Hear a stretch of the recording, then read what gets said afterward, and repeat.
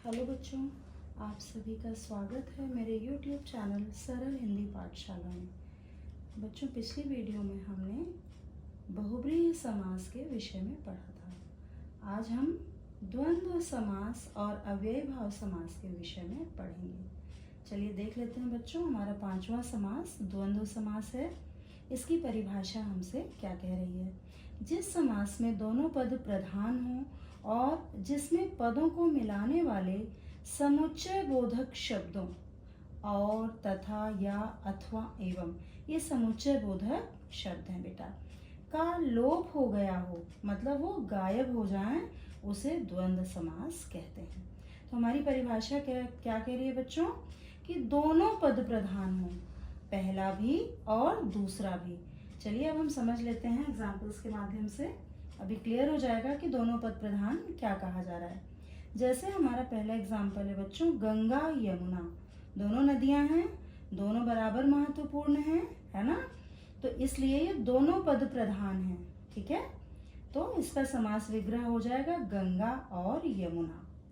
इसी प्रकार अगला उदाहरण है हमारा भूख प्यास। तो भूख भी जरूरी है और प्यास भी जरूरी है।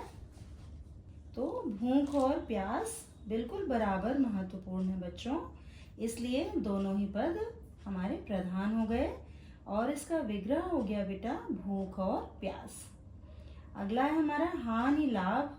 हानि भी बहुत महत्वपूर्ण है। अगर किसी को हानि हो गई तो सब कुछ नष्ट हो जाएगा, और अगर लाभ है तो वो भी महत्वपूर्ण है। दोनों बिल्कुल बराबर है बेटा। इसमें भी आ गया हानि और लाभ। स्वर्ग नरक, स्वर्ग भी भाई आप अच्छा काम करेंगे स्वर्ग जाएंगे, बुरा काम करेंगे नरक जाएंगे। तो दोनों ही आपके महत्वपूर्ण हैं। तो आ गया आपका स्वर्ग और नरक, या फिर स्वर्ग या नरक कर सकते हैं बेटा। हम ऑब्लिक किया मैंने, दोनों ही ये आपको मिल सकता है। एग्जाम में अगर स्वर्ग या नरक आए तो उसका भी आप कर देंगे स्वर्ग नरक। इसमें आपको सबको पता है कि एग्जाम में या तो ये वाला आता है बेटा, पूछा जाता है आपसे ऑप्शन में कि ये कौन सा समास है, तो आपको द्वंद्व समास लिखना होगा। या फिर जब छोटी क्लासेस में आपका ये आ जाएगा समस्त पद, इसका विग्रह करना होगा और समास का नाम लिखना होगा। तो उसमें आपको अगर इस तरह आ जाएगा तो आपको तुरंत क्लियर हो जाएगा कि बीच में डैश है तो वो द्वंद्व समास है, और डैश के बीच में और, तथा, या, अथवा, एवं, इनमें से कोई आएगा, वो आप देख लेंगे के अकॉर्डिंग क्या यहाँ पर आ सकता है। अगला देख लेते हैं उदाहरण, सुख दुख, सुख और दुख। घर बाहर, घर और बाहर, एकदम आसान है बेटा, ये दोनों ही इम्पोर्टेंट हैं, बिल्कुल बराबर। इसी तरह हम तुम, हम भी जरूरी हैं, तुम भी जरूरी हो, है ना।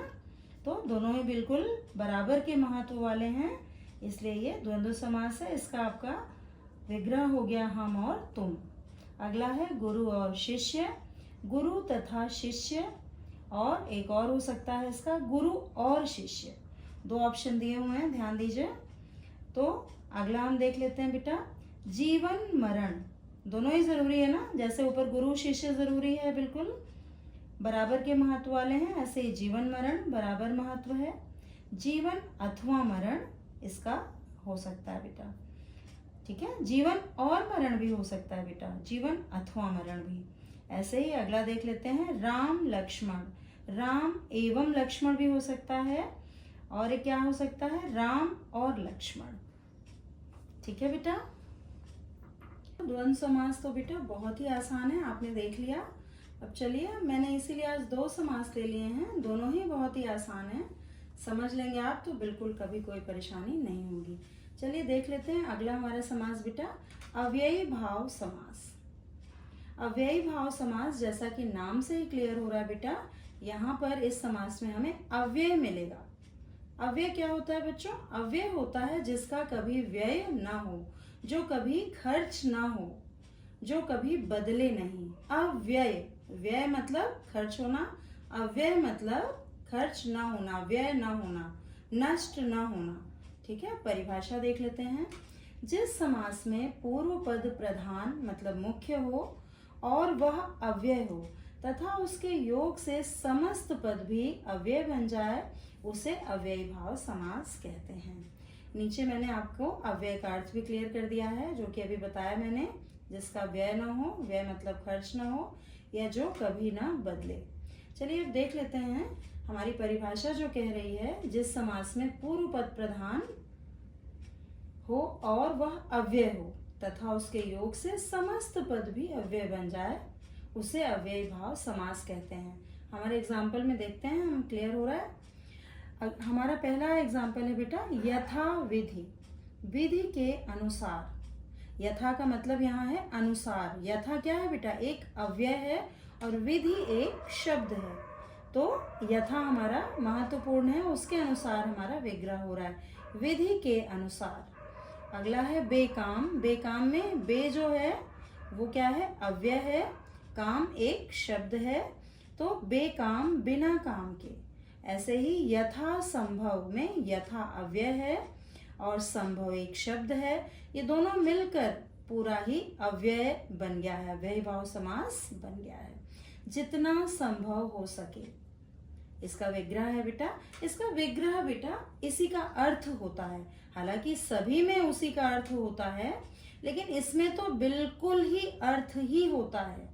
ठीक है, जो अव्यय है उसका जो अर्थ होता है वही विग्रह होता है। तो इसकी आसान विधि आपको बताई जा रही है बेटा, कि आप ये जो सभी दिए हुए हैं इनका अर्थ याद कर लें। थोड़े से हैं, यथा का ज्यादातर सेम मीनिंग है ना। अनुसार, अनुसार आपको दिख रहा है, एक दो जगह आपको जितना नजर आ रहा है ना। जैसे यहाँ पे है यथा संभव में जितना संभव हो सके, तो आपको एक दो चीजें हैं ये देख लेनी है, बाकी ये सेम होगी बेटा। यथोचित में जो उचित हो, है ना। जन्म, जन्म से लेकर, इसमें आ आपका अव्यय है। आमरण, मरण तक, इसमें भी आपका आ क्या है, अव्यय। प्रतिदिन में बच्चों, प्रति जो है वो अव्यय है, दिन शब्द है। प्रत्येक दिन, तो प्रतिदिन क्या बन गया, अव्ययी भाव समास का समस्त पद बन गया। बिना जल, बिना जो है अव्यय है, पानी के बिना। ठीक है बेटा, देखिए एज इट इज आ गया है। यथा समय, समय के अनुसार, यहाँ भी देख रहे हैं यथा का अर्थ क्या रहा, अनुसार, समय के अनुसार। यथा शक्ति, शक्ति के अनुसार, यहाँ भी यथा का क्या मतलब आया, अनुसार, है ना। तो अर्थ ही इसका विग्रह है, ये आपको समझ में आ गया होगा। तो आपको करना क्या है, अव्ययी भाव समास के जितने भी आपके समस्त पद हैं उनको आप एज ए शब्द अर्थ भी लर्न कर लें, जिससे आपको एकदम क्लियर रहे कि किसका क्या अर्थ है। ठीक है बच्चों, अब एक विशेष मैंने नोट छोटा सा लिख दिया है कि इन शब्दों का मुख्य अर्थ अव्यय पर ही निर्भर होता है। कौन से शब्दों का, जो अव्ययी भाव समास के जो ये समस्त पद हैं, इनका अर्थ किस पर निर्भर होता है, इनके अव्यय पर ही निर्भर होता है। ये जो अव्यय है ना शुरू से लगे हुए हैं आगे, इन्हीं पर निर्भर होता है। तो ये आपका समास कंप्लीट हो गया बेटा। अब हम अगली वीडियो में अगला व्याकरण का हमारा जो पाठ्यक्रम है उसको हम पढ़ेंगे, जो कि है वाक्य रूपांतर रचना के आधार पर। ठीक है बच्चों, तो कल आगे की हम वीडियो में मिलते हैं रचना के आधार पर वाक्य रूपांतरण लेकर। ओके बच्चों, धन्यवाद।